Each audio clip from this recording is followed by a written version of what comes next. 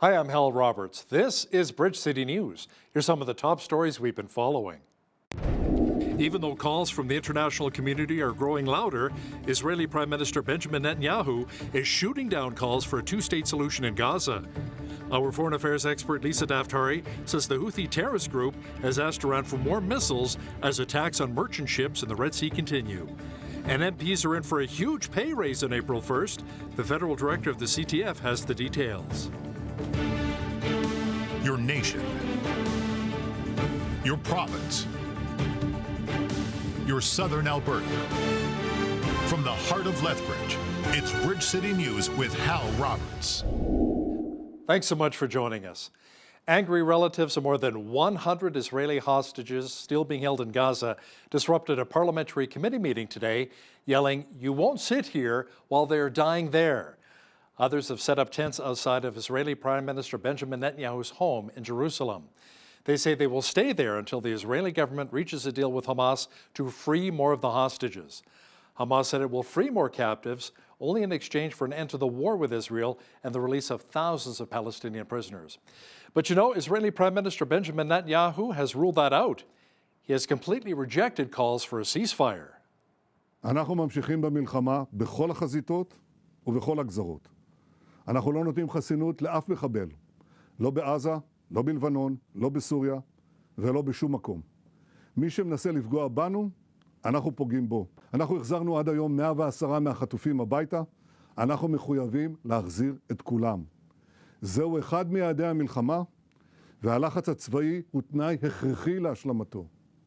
אני עובד בעניין הזה סביב השעון, אבל שיהיה ברור, אני דוחה על הסף את תנאי הכניעה של מפלצות החמאס. There appears to be mounting pressure on Israeli PM Netanyahu to create a path for a two-state solution. These calls are not just coming from Canada and the United States, but also from the European Union and Saudi Arabia. They together have urged Israel to accept the concept of a two-state solution as part of the post-war strategy in the Gaza Strip. This comes after Saudi Arabia's foreign minister made a similar call in a TV interview. Now, both of these parties are very important to Israel. The European Union is as a bloc, is one of Israel's closest allies. It's Israel's most important and biggest trade partner.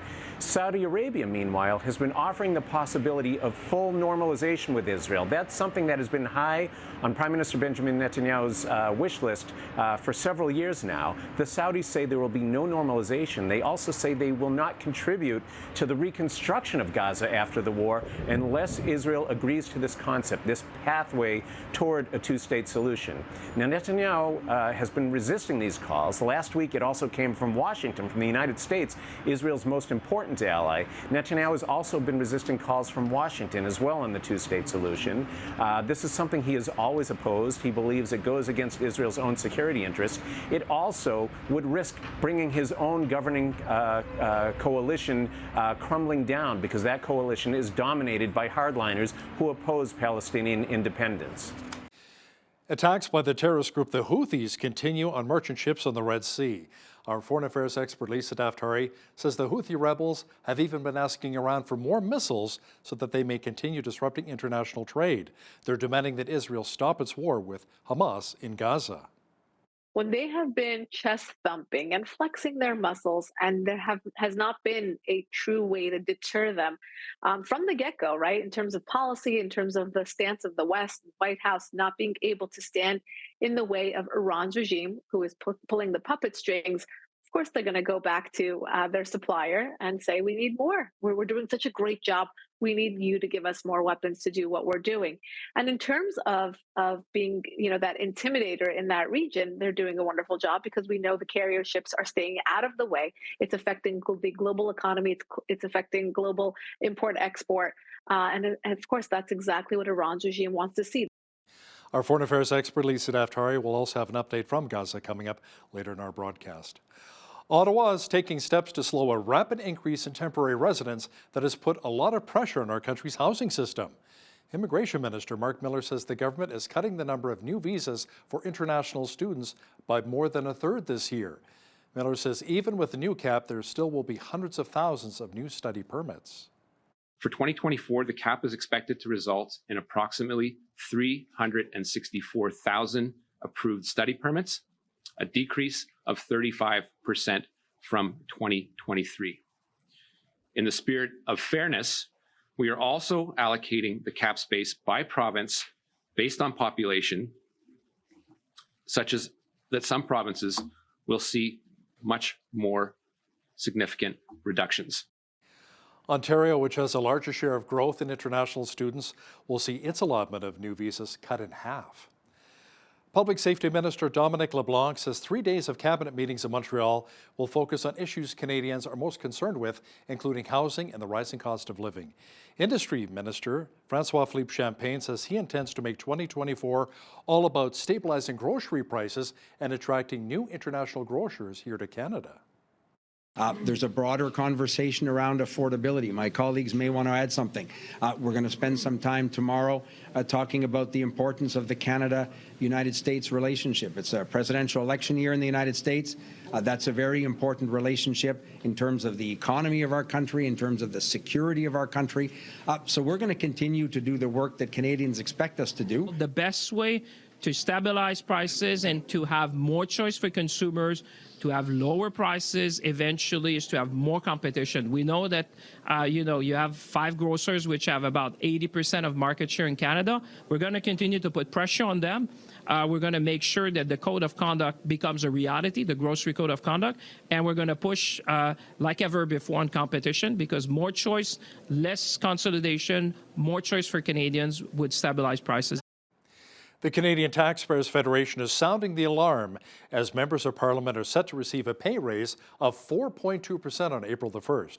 This at a time when many Canadians are still struggling with high inflation, over 3%, higher mortgage rates, and simply a higher cost of living.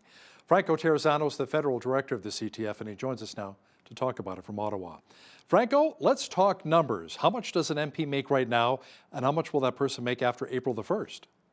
So right now, a member of parliament, a backbencher, is making just over $194,000. Prime Minister Justin Trudeau right now is making a little over $389,000. But hey, they're going to be stuffing their pockets with more pay come April the 1st.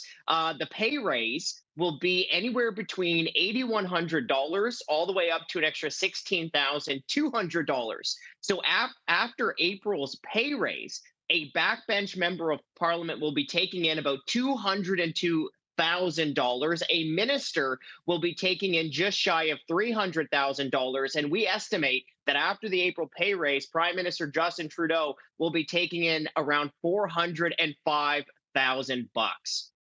Well, that's a lot of money. Where does the government come up with that number of 4.2% for an increase? The way the rules work is that they get an increase in line with what bigger corporations are giving their employees. So this year, the data suggests it's going to be 4.2%. The CTF crunched the numbers as an estimate. But here's the thing, folks, right? They don't have to take a pay raise. This isn't rocket science. They could stop the pay raise like they did from 2010 to 2013 under the Harper government. Because, folks, after this April's pay raise, this is going to be their fifth. This will be their 5th pay raise that they've taken since the beginning of 2020. So, Franco, why would the federal government even consider raises when our country is more than $1 trillion in debt? That's a good question. Why? Right? I mean, the only answer is that apparently these politicians don't want to stick up for their constituents and stop giving themselves more pay. I mean, look, the feds are more than $1 trillion in debt. Okay, they're making life more expensive with their tax hikes and never-ending deficits. So it's quite simple. These members of parliament don't deserve a raise, they don't need a raise, and they should stop the upcoming pay raise on April 1. Thanks so much, Franco. He's the federal director of the Canadian Taxpayers Federation, Franco Terrazzano, joining us from Ottawa. Well, we saw a few light flurries in parts of southwestern Alberta again today. Jeanette Rocher is now with an early look at the forecast. Jeanette, it appears as though the clouds of snow may be leaving us soon as the mercury will continue to climb. Yeah, and it's already feeling so much warmer. We didn't even get close to our daytime high today, which was -5, but already feeling so much warmer compared to that extreme cold that we had a couple of weeks ago. But yes, we are about to get a lot of sunny days ahead of us, and along with that comes the plus temperatures as well. So we're going to see that mercury climbing to above the plus side of the thermometer finally. Even overnight, we're seeing that -7, but by morning we're starting to get to the plus sides. So we are going to see +1 by morning all the way up to 5 degrees by the afternoon. And you know what? Come the rest of the week, we're going to get into some double-digit temperatures. So I'm really excited to tell you about that. I'll be back later in the show to give you all those details. Great. Thanks so much, Jeanette. The freezing and warming temperatures we've been experiencing here in Lethbridge have certainly impacted the regular routines of not only our city's residents, but also our infrastructure. Director of Infrastructure Services, Joel Sanchez, spoke to the media at City Hall on Monday afternoon, and he says the impacts not only affect our roads, but also what's beneath the surface. When we look for the last 10 days, we had 4 water main breaks across the city, mostly in the older regions or areas of the city. Some were located in downtown, others in south of 6th Avenue. And the main issue there, again, is locating the water main breaks, is all the consequences that come in terms of having residents affected. More than 340 calls were received by Lethbridge 311 during the cold snap, which is significantly higher than the average of 150 to 200 calls during the cold weather events. Lethbridge's water and wastewater performed more than 400 hours of staff time to tend to the repairs. Director Sanchez says the main priority is maintaining water supply to Lethbridge residents. There was a contingency, the plans that we have in place, contingency plans to have a temporary water service available for those residents. That is still in place. We have done those exercises. Everything is reviewed, and now we're moving to the post-event where we actually do a review. What did we do? How did we do it? What can we do different for the next one? And that's part of what the teams always are looking into those opportunities, because every time you can prepare for the worst, but there is always something that you can learn. Sanchez adds that the water mains that were mostly affected were 60 to 100 years of age. 4 people have been arrested in connection with a homicide last year. The body of 37-year-old Calgarian Tara Miller was found near Okotoks on March 30th of 2023. The RCMP Major Crimes Unit was called in to investigate and have deemed her death a homicide. 30-year-old Gurpreet Gill and 30-year-old Greg Schuster, both of Calgary, face various charges including aggravated assault and manslaughter. 24-year-old Jared Burke of Wheatland County and 25-year-old Cheyenne Popplestone of Calgary also face charges of manslaughter. The 4 suspects face separate court dates this month and next. 5 children were killed and a 6th was injured at a house fire in northern Indiana on Sunday. Fire officials say an adult escaped the blaze with minor injuries. Upon arrival, the first responding company, Engine 2, was met with intense flames engulfing both the first and second floors of the structure. We are also caring for one of our firefighters who fell through the second floor onto the first floor. He was transported to a local hospital for treatment. He is now recovering at home. There's a reason why fires used to be a more common tragedy, and now they're far less common because we've been able to do things together to get ahead of these kind of tragedies and prevent them from ever happening in the first place. And so we will look to find answers in the days ahead and figure out how do we make sure this never happens again in South Bend or any community. You know, lots of snow and cold temperatures have not only made life difficult for many Canadians this winter, but also for our neighbors south of the border. The frigid winter weather was to blame for dozens of deaths this month, where states as far south as Texas and Florida remain gripped by deadly Arctic weather. Can I say crazy, but with the capitals? Yeah, I've been out 3 days with no sleep. I'm at people's beck and call, because number one, they have to get out. You know, I cater to the elderly. You know, thank God I got all new equipment. It's everywhere. People were blocked in. People were asking us to clear out parking spot in front of their house. They're just getting off of work. They saw us doing someone else's house, so kind of just kept going from there. It takes quite a bit of time because there's just so much snow. It's quite a bit of snow indeed. Donald Trump set aside months of mockery of Ron DeSantis and thanked his longtime Republican rival as his newest supporter. The 45-year-old Florida governor, Ron DeSantis, ended his presidential campaign on Sunday night and endorsed the former U.S. president. He ran a really good campaign, I will tell you. It's not easy. They think it's easy doing this stuff, right? It's not easy. But as you know, he left the campaign trail today at 3 p.m., and in so doing, he was very gracious, and he endorsed me, so I appreciate it. I appreciate that, and I also look forward to working with Ron and everybody else to defeat crooked Joe Biden. We will have to get him out. We have to get him out. Helping people through their grief can really assist during the healing process.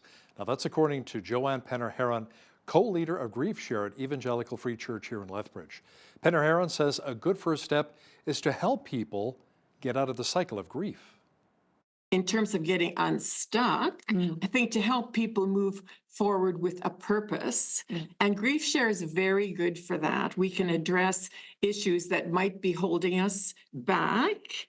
And, you know, there's a lovely, lovely saying that I really have used a lot in my own life, and that is that memories are not meant to hold us hostage. So we are in the same circle of self-muddling, but they're meant to transform us.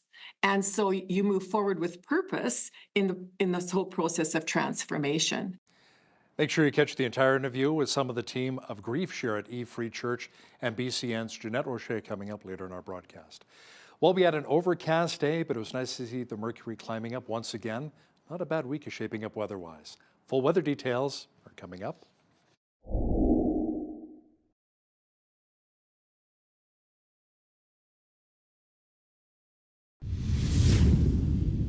You know, after experiencing minus 35 to minus 40 degrees last week, it's been nice hovering around minus 10 degrees here in Lethbridge today. Jeanette Rocher is now with all of the weather details. Jeanette, if we think it's mild now, just wait. Oh, I can't wait to tell you what's coming at us, because look at this. What's happening is a lot of plus temperatures. That's what's coming at us. So we're looking at fives basically across the board for most of the week. Tuesday, Wednesday, Thursday, Friday. And look at all that sunshine as well. And then as we get into the weekend, what better time than to see those double digits? So we're looking at a high of 14 degrees on Saturday, up to 15 on Sunday with a mix of sun and cloud. What a way to round out that 7-day forecast. So average high for this time of year, -2. Average 14, the average low, -14, that is the average low. 15 degrees. That was our high temperature. That was the record back in 1942. And we had a record low of -38 on this day that was recorded back in 1969. 8:17, that's when the sun rose this morning. Sunset this afternoon. 5:10 p.m. We're getting so close to that 9-hour mark. We're looking at 8 hours and 53 minutes of daylight. Oh, I'm feeling it too. Okay, on the West Coast, looking at a 60% chance of showers in Victoria with 30 to 50 winds, high of 9 degrees. 8 for a high in Vancouver. Looking at 5 to 10 millimeters of rain after quite heavy rainfall today and tonight. We're still looking at another 5 to 10 millimeters tomorrow.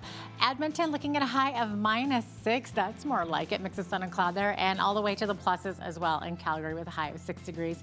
Mix of sun and cloud. As we look at the rest of the prairies, up in Saskatoon, they're looking at a high of -2. Regina sitting at -2 as well, looking at 20 to 40 winds and up to 60 winds, up to actually 30 to 50 winds in Winnipeg there with a high of -5. As we look to the central part of the country, Toronto looking at a high of 0 and looking at a 60% chance of flurries in the morning and then 2 to 4 centimeters of snow by the afternoon there. -2 for a high in Ottawa, mix of sun and cloud, and mainly cloudy by the end of the day there, and then partly cloudy skies as well expected in Montreal with a high of -1. As we get into Atlantic Canada, Fredericton sitting at -4 with a mix of sun and cloud, looking at 60% chance of flurries in Halifax with a 0 for a daytime high. -4 for the high tomorrow in Charlottetown, also looking at 60% chance of flurries and up to 50 winds there.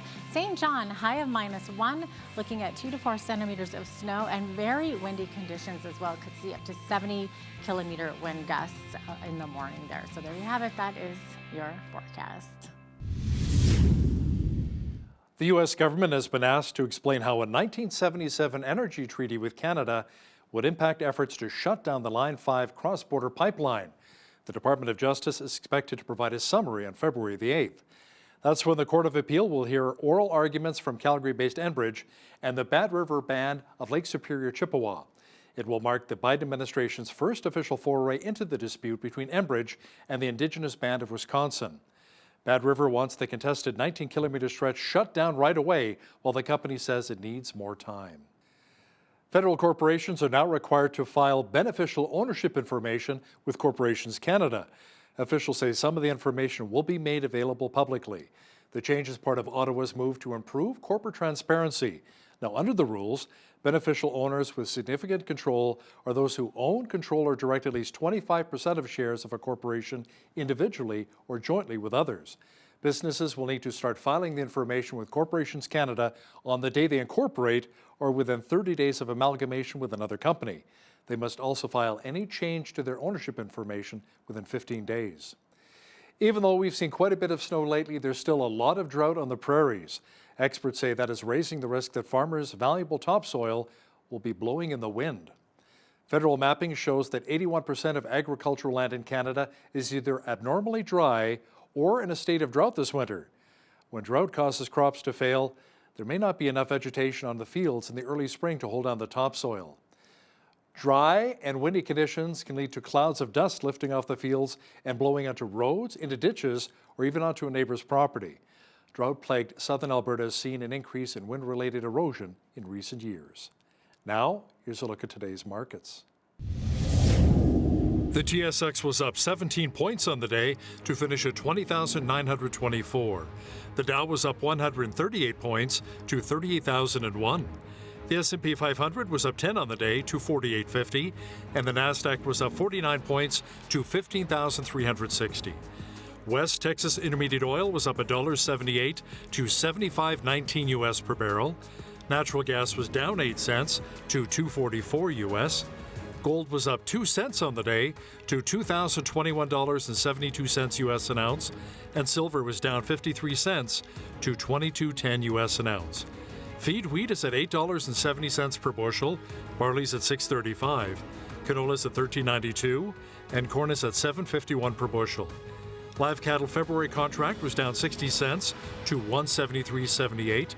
Feeder cattle were down 28 cents to $229.83. And lean hogs February contract was up 18 cents to $70.93.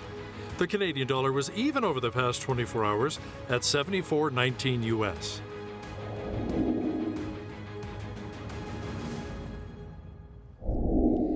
Recapping one of our top stories, Ottawa is taking steps to slow a rapid increase in temporary residents that has put immense pressure on our country's housing system.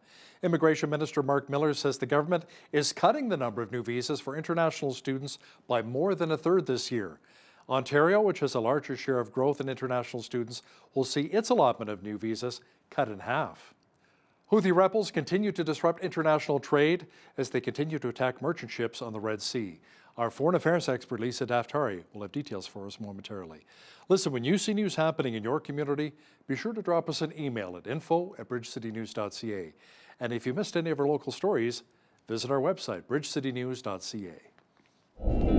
Here's today's Bridge City News Community Calendar. If your idea of camping in the great outdoors involves a fifth wheel, you need to come to Lethbridge's 2024 largest RV show and sale from February 1st to the 4th at the Agri-Food Hub and Trade Center. Western RV Country will be bringing fresh travel trailers, fifth wheels, and teardrop trailers. A great opportunity to see what's new in the world of camping and style. For details, call 403-331-0014.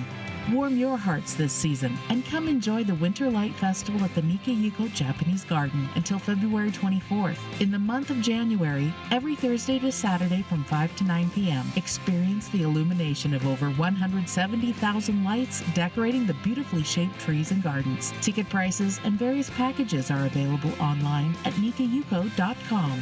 Do you have a heart to serve our community? Streets Alive Mission is looking for volunteers to help make sandwiches, sort incoming donations, assist with Food Friday, and many other opportunities to serve, receive training, and to provide support for this important cause of bringing hope to the hopeless. Visit streetsalive.ca to fill out their volunteer application or call 403-320-1159. And that's today's Bridge City News Community Calendar.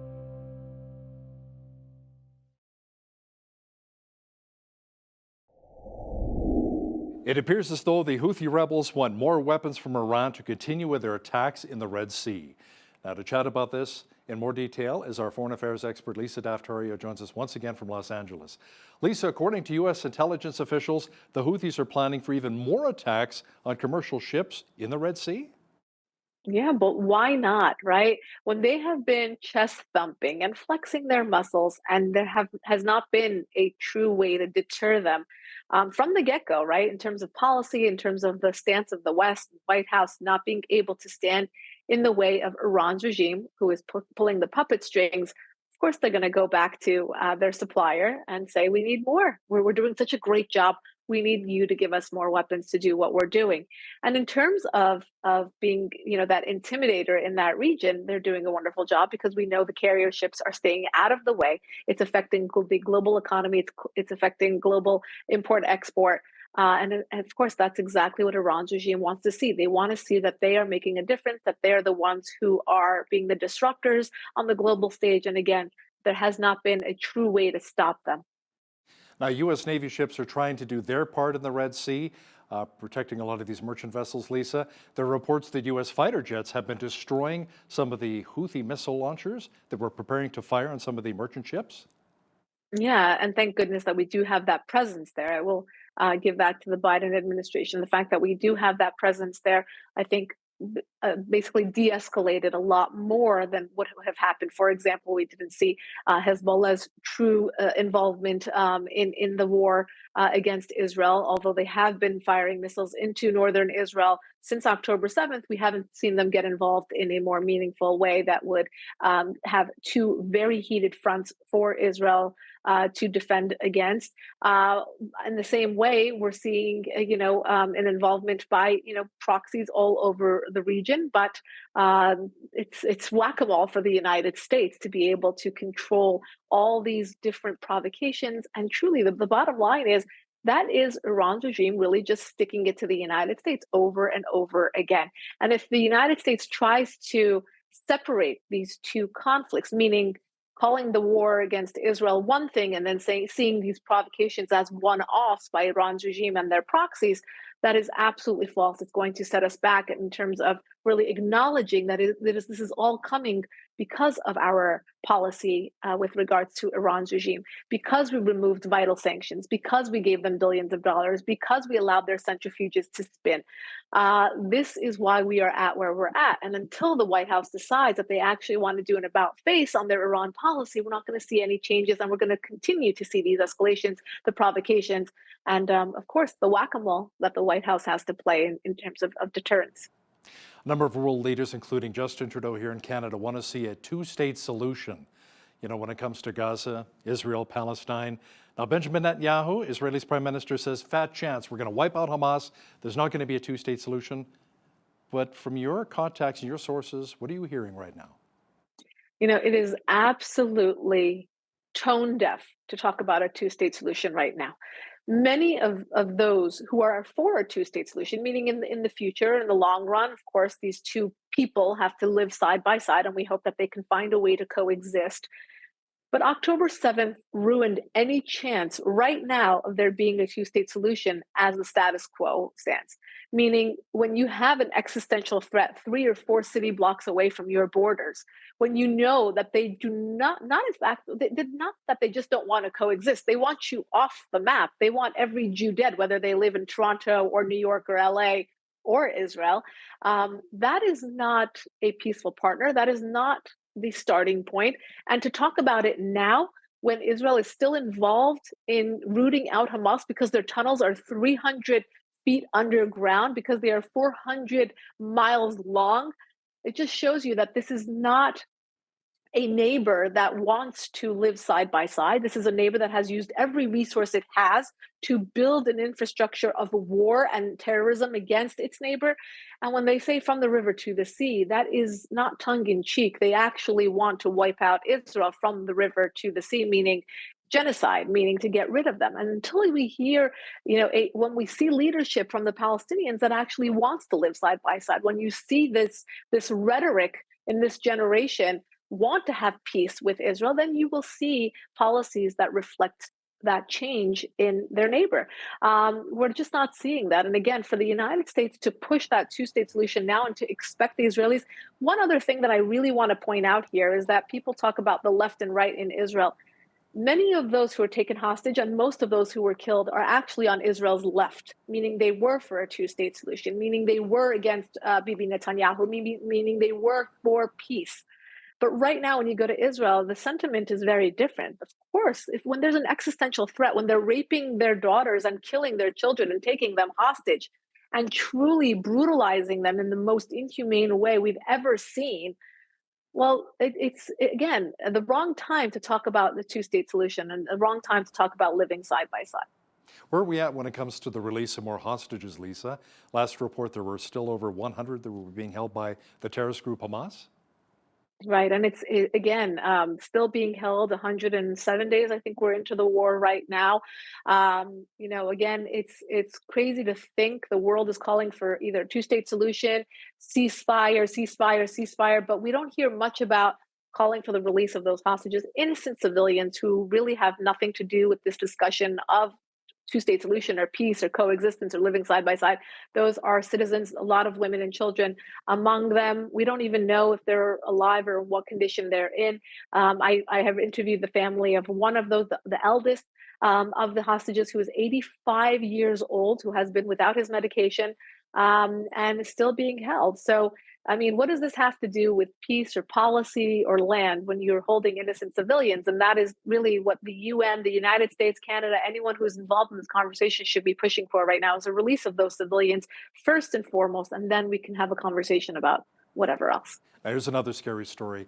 The director of the World Health Organization is calling on countries to prepare for another pandemic, Lisa, or disease X, which is a placeholder for an unknown pathogen that could cause a global emergency. Let's talk a bit about that.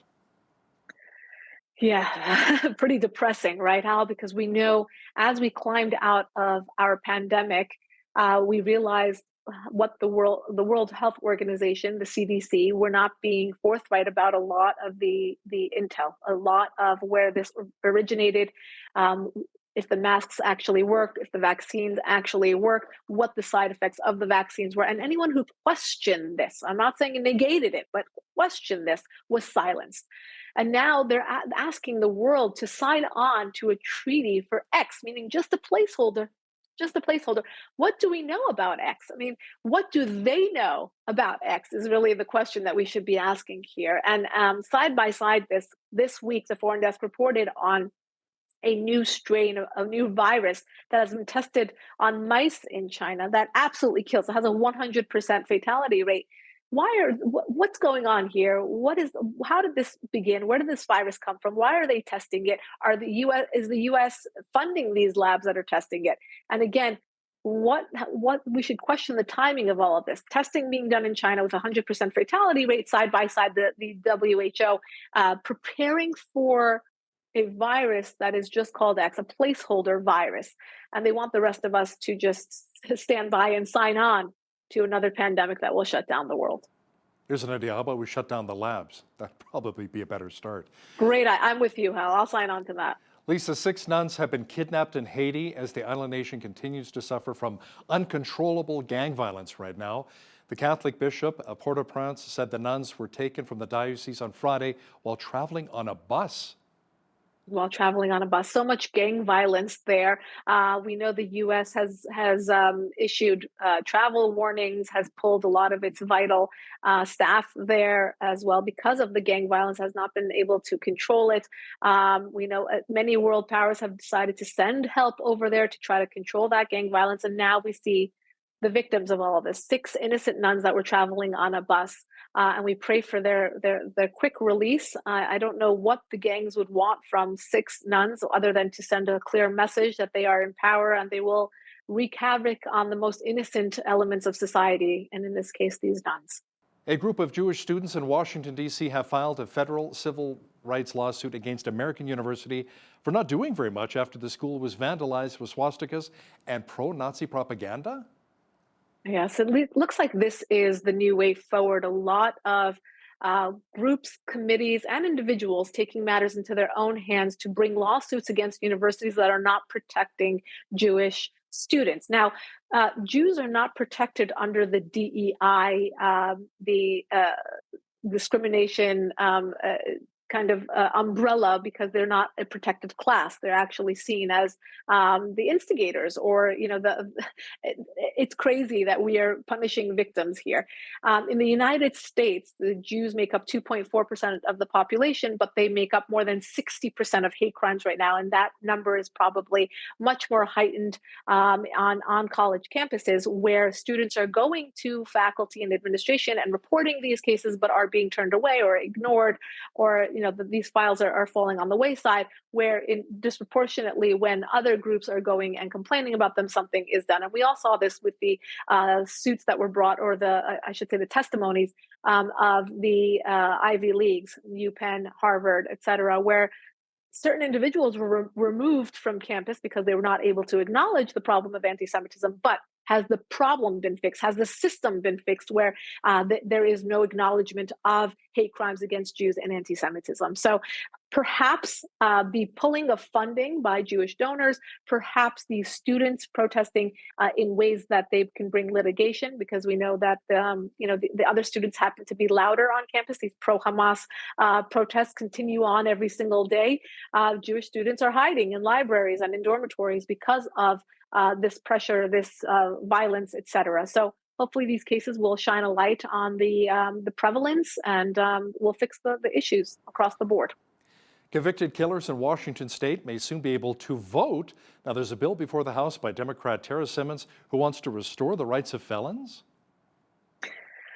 We're coming up on an election, Hal, so we're going to see a lot of interesting, both formal and informal ways to skew our voting process. And here is a way to allow felons to participate, to be involved. We've obviously seen a big push to get illegal immigrants involved and allow them to vote without any sort of ID, get health insurance, et cetera. So there's a lot going on here in terms of skewing the system to bring in more voters. But we shall see. This is going to be an interesting year ahead. Let's talk about Ron DeSantis walking away, Lisa. It appears to be a two-horse race now for the GOP between Donald Trump and Nikki Haley. Yes, so as we move towards New Hampshire, coming up in just some hours away, it's going to be interesting to see who takes this. Of course, Donald Trump has the lead there, but Nikki Haley has been gaining. She got a few important endorsements in the state of New Hampshire. But in the meantime, everyone was surprised to see Ron DeSantis drop out of the race over the weekend. Going into the campaign season, everyone thought Ron DeSantis had a wonderful chance because of the sweeping victory he had in Florida, because of all the wonderful things he had done in Florida, and because he was almost like a young Donald Trump. Non-establishment, came out of nowhere and did so much good for the state of Florida, has a lot of popularity there. But unfortunately, he wasn't able to bring the same charisma to the primaries, and was beat out by Nikki Haley. So now we're watching to see who will take this between Donald Trump and Nikki Haley. Of course, on his way out, Ron DeSantis did give his support to Donald Trump and called Nikki Haley an establishment politician who was involved with corporations and such, and very surprising to see Ron DeSantis, who has been fighting publicly against Donald Trump, give his endorsement to Donald Trump on his way out. So we shall see what will happen. This will be an interesting week and a very important primary in New Hampshire. Well, let's talk about the fundamental differences as you see them between Nikki Haley and Donald Trump. I think over Nikki Haley has done such wonderful work. Of course, she's a woman. She brings in a lot of female voters, mothers, and those who are just tired of the Biden administration and want something different. So she will bring in a certain segment of independent and left of center voters. Donald Trump, on the other hand, has his own audience, MAGA world. They have stayed very, very true and loyal to him. And those voters perhaps might see Nikki Haley as part of the establishment. She did turn on Donald Trump, so to speak, a couple of times, even though she worked in his administration. So a lot of people see that as a condemnation of her. Donald Trump, of course, has a lot of legal issues right now. It's, of course, a lot of people find him to be divisive. Even though they like him, they don't want to bring about that kind of infighting into the country. So they think Nikki Haley will give us a new fresh start. I also see a lot of voters who are Democrats give Nikki Haley money because they find her to be, again, a female. She's a first generation success story. She comes from immigrant roots, and she's done a lot of good work at the UN and in her home state.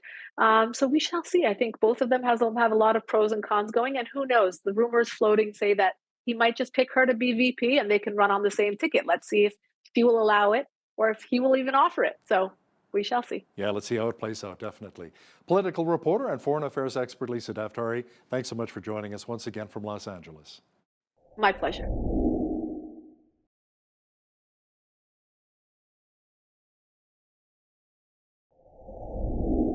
At some point in our life, we will experience the loss of a loved one and we'll grieve that loss, but we might not know exactly how to handle the ups and downs that come with this. So what are some healthy ways to go through the grieving process? Well, joining me to share some advice on this is Siobhan Parr, who is a pastor of church life at Lethbridge Evangelical Free Church, and Joanne Penner-Heron.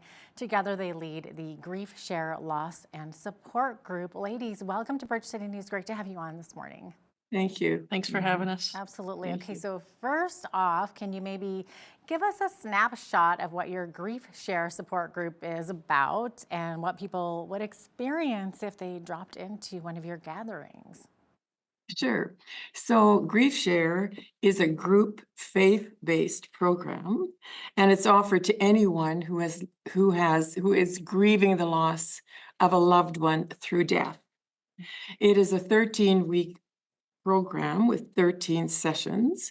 And when you come to this group, you come to look for support. We offer care, encouragement, lots of listening. Videos are offered. First of all, there are 3 parts to each week. There's a video produced by Church Initiative, which has excellent counselors, pastors, and people speaking of their experiences during grief. And then there's a discussion time about the video. So we all share together our own emotional pain and things we are working through. And then following that, each participant goes home with a workbook and they reflect on questions each week and come back and we carry on to another area of grief. So it's a sharing of our loss and it's faith-based, which gives us a very strong faith support to build our healing upon.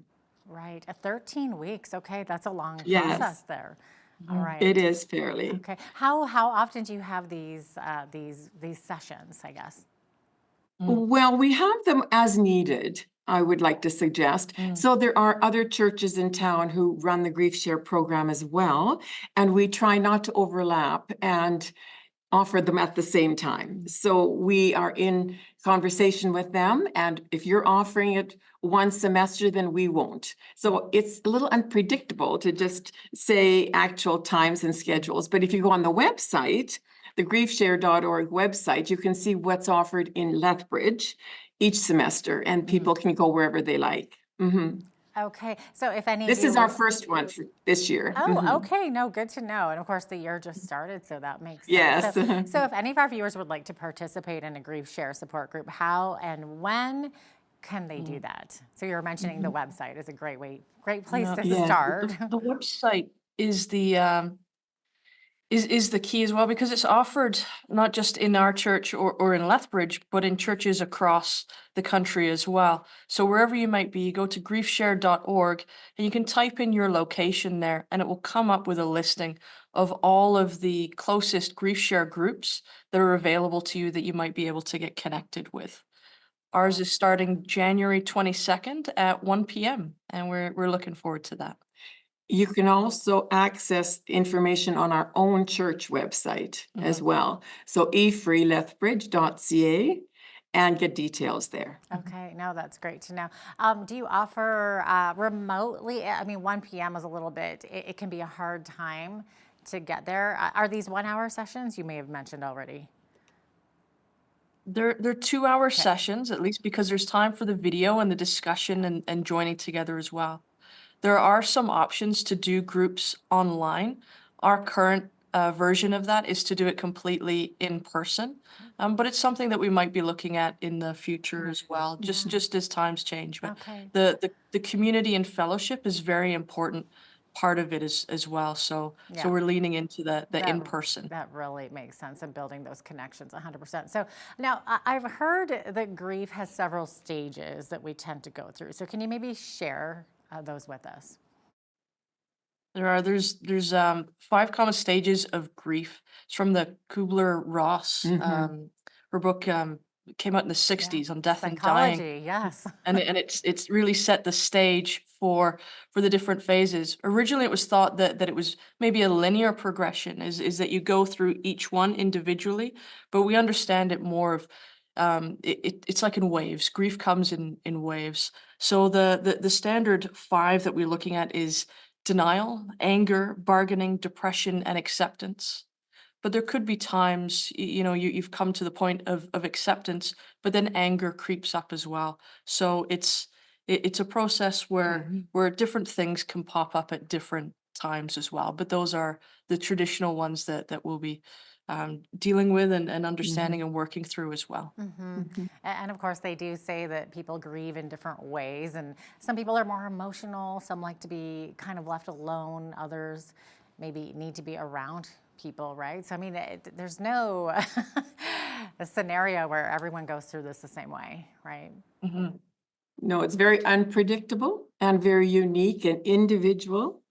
And we grieve depending on our age, our stage, the extent of our relationships. We deal according to personality, as you just suggested. We can be external grievers and wear our grief very overtly. We can be internal grievers and manage our grief differently. So even in one household, you could have 2 or 3 or 4 people all grieving somewhat differently. And to understand that is really helpful. It's helpful to support each other, and it's helpful to walk through the whole process to health at the end of it all. Absolutely. And I mean, we've heard also that regret is a common emotion in the grief process. Why would that be? With regrets, it's not just sadness and grief. Grief brings out many emotions, and some of those might come from the things that you didn't say to the person while they were alive, the things that you wish you would have done if you just had one more moment with them. What would change? Or maybe the actions um, um, that led to their death. There could be some regrets around that. If I'd picked up that phone call, if I'd just done this one thing. um, that's what makes it quite complex and hard to deal with by yourself as well. And this process, it helps to be able to talk about things, to normalize just the amount of intense emotions that people could be feeling. Oh, 100%. And helps us learn how to helps us learn how to manage feelings of guilt that can arise from all of these if onlys. If only I had, and then guilt ensues sometimes after that. Yeah, guilt, regret, and I would imagine Yes. loneliness is often an issue that's part of the grieving process as well, right? So what are maybe some unhealthy methods that people use to deal with their grief? And is there a way that we can help someone who's maybe spiraling downward? So the part of grief is the loneliness, as you mentioned. You're going to experience a loneliness because it's the loss of someone that you loved in your life, in this grief that we're dealing with. And so a lot of times for spouses as well, there's a definite loss of someone who was there with them, perhaps all the time throughout their lifetime.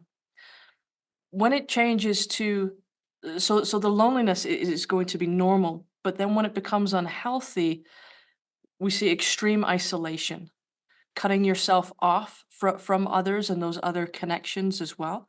Sometimes you need to be alone. Sometimes you need to have that time to yourself to be able to cry. But when it becomes withdrawing from the world, that starts to become unhealthy. Other methods then that come in is someone may try and numb the pain that they're feeling through the use of substances to escape some of the things that they're feeling, which you can understand, but it can spiral wrong very quickly.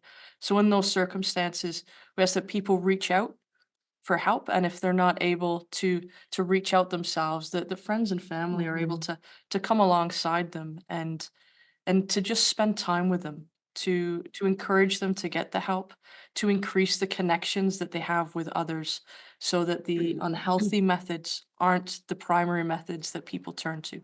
Right. It's got to be such a balancing act, because at the same time, you should never tell someone who's grieving that they should be over it by now, right? That's very right. Very right. Yeah. Yes. So with that said, when friends and relatives are maybe grieving, oftentimes we don't know what to say or what to do. That's right.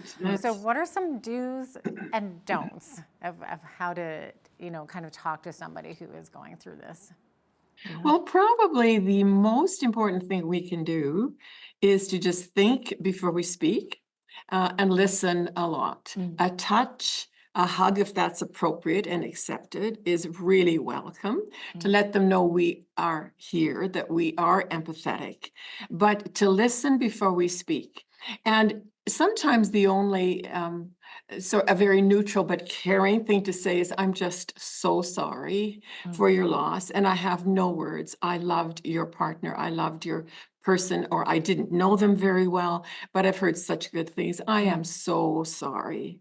And probably contrasted to that would be a very unhelpful response might be, oh, I know just how you're feeling. I went through this.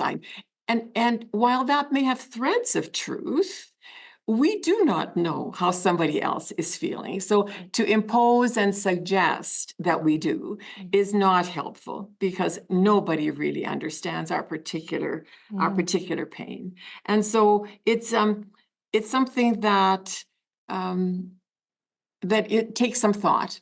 I think we just need to not believe that we have the answers for somebody who's grieving, but we need to learn with them, walk alongside. Another thing that's very helpful is to not pretend we know what they need, and just bring over, the 15th lasagna, which is really tasty, but that's a lot of food possibly.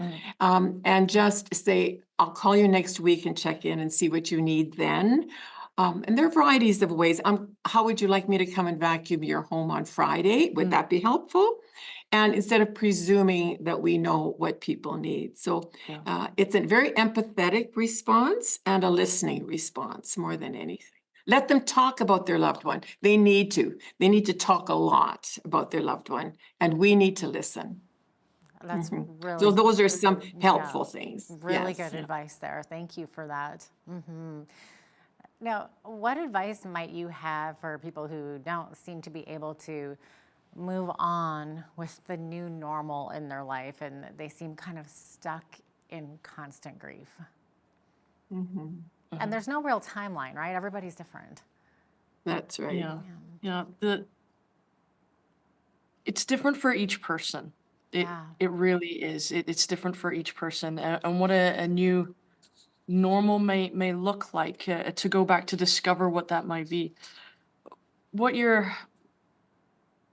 the person is looking for, they might not know, that we're trying to help them see, is that eventually they might be able to come to a place where the feelings that they're experiencing from the loss are less overwhelming at that time. And that might be the new normal for them. It may be, but in terms of getting unstuck, I think to help people move forward with a purpose, and Grief Share is very good for that. We can address issues that might be holding us back. And, there's a lovely, lovely saying that I really have used a lot in my own life, and that is that memories are not meant to hold us hostage. So we are in the same circle of self-muddling, but they're meant to transform us. And so you move forward with purpose in this whole process of transformation. So, and then that becomes a new normal that you can greet and embrace and live with. But we need support for that. And Grief Share certainly helps support people in that position. Yeah, absolutely. Is it helpful for people to maybe write down their thoughts and emotions in a journal? Absolutely. Yeah. Absolutely. Sure I is. would suggest that journaling is integral to this program. And don't let anyone be kind of scared off by that at all if you haven't been writing. But we each receive a participant workbook. And in that workbook, there is space to write down your own thoughts and come back to the class with what you've written. You don't need to share it with anybody at all, but it helps us to sort through and clarify our emotions.